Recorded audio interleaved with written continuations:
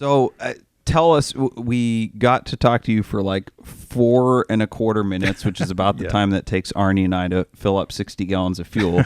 Yeah. We got to talk to you briefly about your experience on the Musketball. Mm-hmm. And of course, the most notable experience being your time Airborne. Tell us a little more about your experience. Yeah, there. that was really unexpected, as any airborne incident with the vehicle is.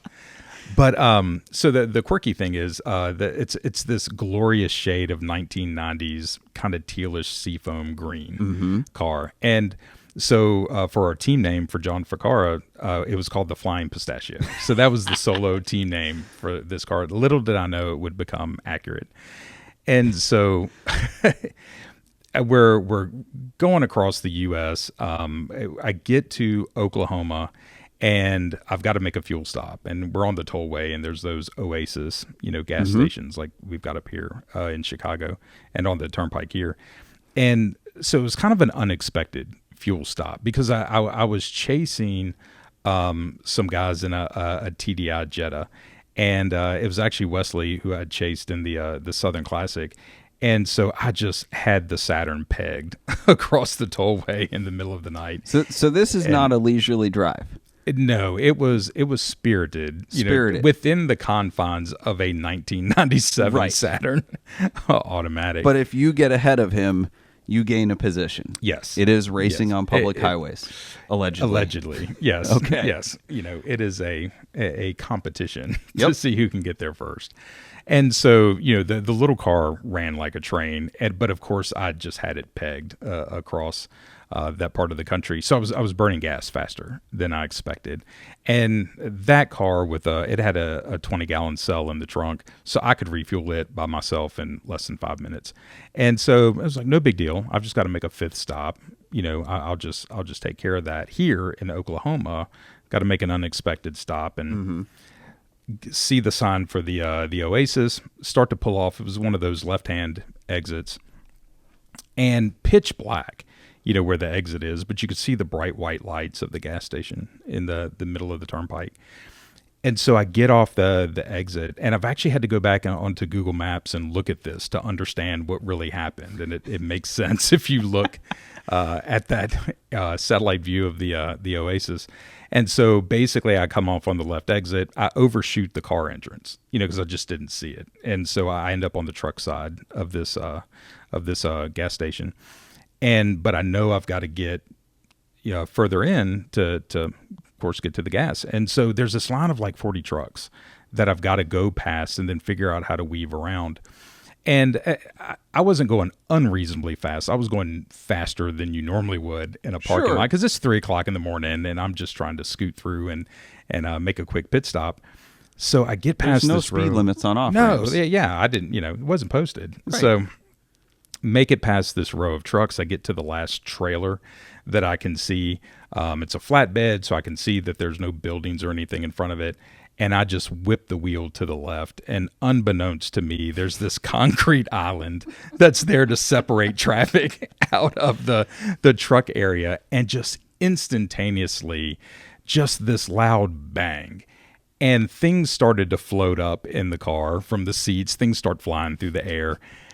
I knew that the front wheels had come off the ground because it was kind of a full moon that night. And all of a sudden, the moon is in the windshield. It's not supposed to be there, right? The moon was above me in Texas. And so, pow, the car just comes up. I feel the front wheels come off. Gatorade bottles and whatnot are flying around in the cabin. Hopefully you had your cap on your pee bottle, right? Yeah, no, there was no risk of that. I was good. And so, it kind of makes this pop, goes up in the air. Then I feel the front wheels slam down.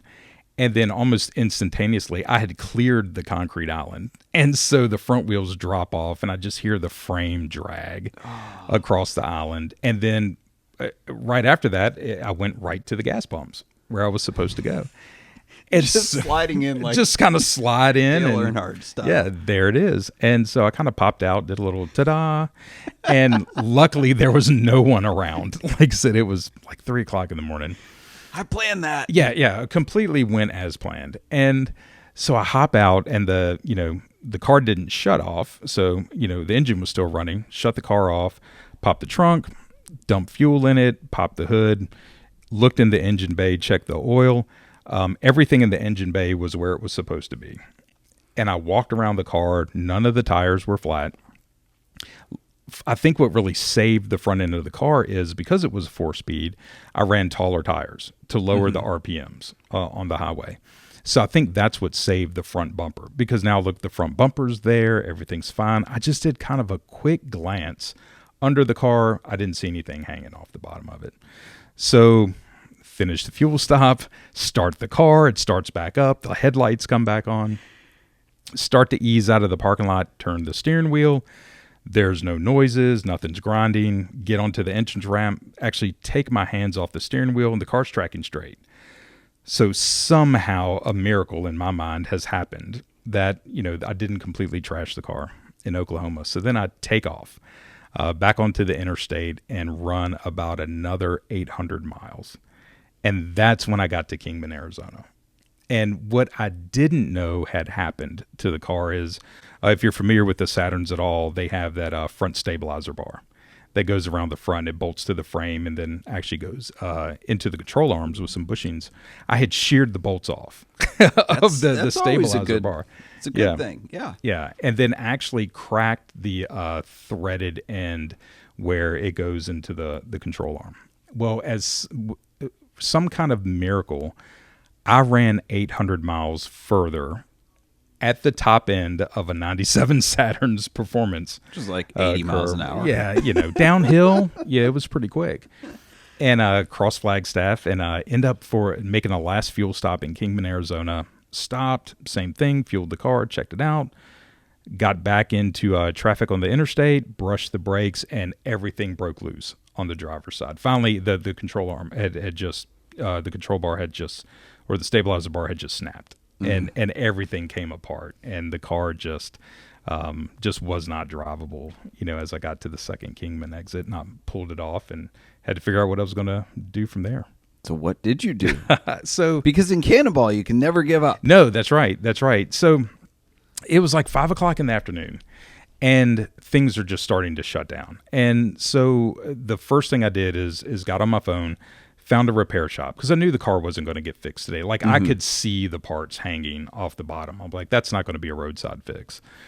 So I found unless you're Bradley. Yeah, right. Unless you're Bradley, who can absolutely take care of that. But found a repair shop. Guy said, yeah, I'll take a look at it tomorrow. Found a tow truck. Got him coming. Then I knew I needed to get to LA because, we're 5 hours out of LA now. And I knew that we were going to have some events and some, celebrations, but I knew the car wasn't going to make it that day, honestly, or tomorrow. So got the tow truck coming, got the car sent over to the shop. And then I was looking for a rental car. So Enterprise was the only thing listed in town. Called them. The guy says, look, I don't have any cars. We're getting ready to close. So I asked him, does anybody rent a car in this town? And he goes, well, yeah, there's this, used car lot. It's kind of like this buy here, pay here place. And he said, she'll rent cars sometimes. You can give her a call. And so I'll pull it up on Google. They will do anything. Yeah, I think they would dollars. Actually transact in any way you wanted to. And so... Well, probably your rental, how long did you have the car? 2 days? 2 days. So that's probably, about as long as some of their average customers, probably before they get repoed. Probably before some of the sales come back. So luckily they were open until 6, and this lovely young lady answers the phone, tell her my situation. I was like, look, I have to get to Los Angeles tonight. Can you help me? And she goes, sure, I'll rent you a car. Now, we didn't specify what car was going to be rented. She just said, I will get you a car to Los Angeles. So I catch a cab, takes me to this lot, show up, and she's pulling up like a rental contract on Word, show her a picture of my insurance card on my phone. And she goes, yep, got a car for you. She mentioned the price. I think it was like, 100 and some change a day. I didn't care at that point. It was like, just get me in the car.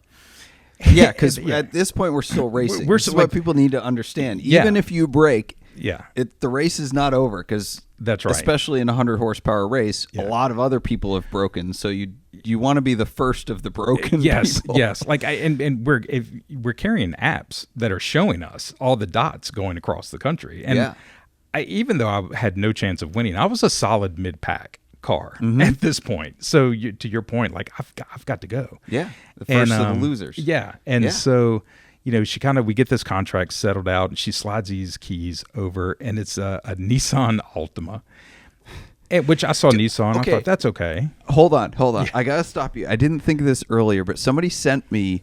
This is going to be totally lost because unless you see the montage, it doesn't make a difference. But somebody sent me like 2 days ago this Instagram montage of Nissan Altimas and all the things you can do in Nissan Altimas. And it was all these crazy police chases and like car wrecks where people wrecked in an Altima and then just kept driving.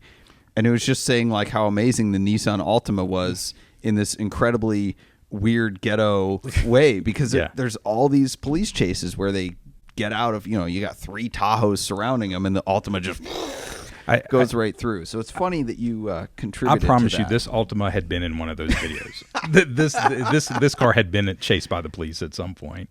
And which again, I was, thankful for whatever I could get. But, I get in it and the seats are all kind of jacked up and, it's got 97,000 miles on it, really bad vibration in the front.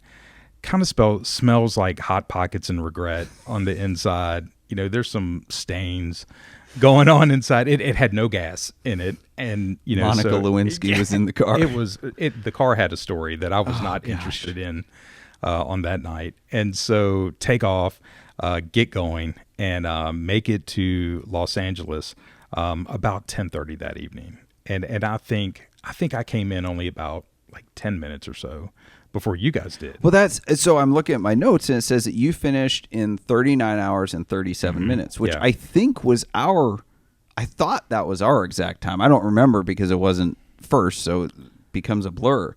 But I remember pulling in, taking a picture, and maybe we didn't notice a dilapidated Nissan Altima flying in behind us. Probably wouldn't notice it. I think we finished at the same time. I think because I got in, we took pictures, and I parked the car because security came over and wanted us to move it. And I parked it when I walked back to the guard shack and the sign you guys were coming in. So it was within minutes. And actually, because we didn't really post official times, I had to find a calculator on the internet to figure out start time for that. So, but I got there I think right it's before interesting you guys just did. Because like we all started in Connecticut at the same time. We did a Lamar style start, which was the dumbest and most amazing thing ever. Yeah. 25 people running to their turds and then peeling out of there. Yeah. The worst driving we ever did was in the first quarter of a mile. Yeah. And 2,800 miles later, breakdowns, rental cars, all this drama, we were broken down for 8 hours and we finished within minutes of each other. Yeah. I think that's super cool.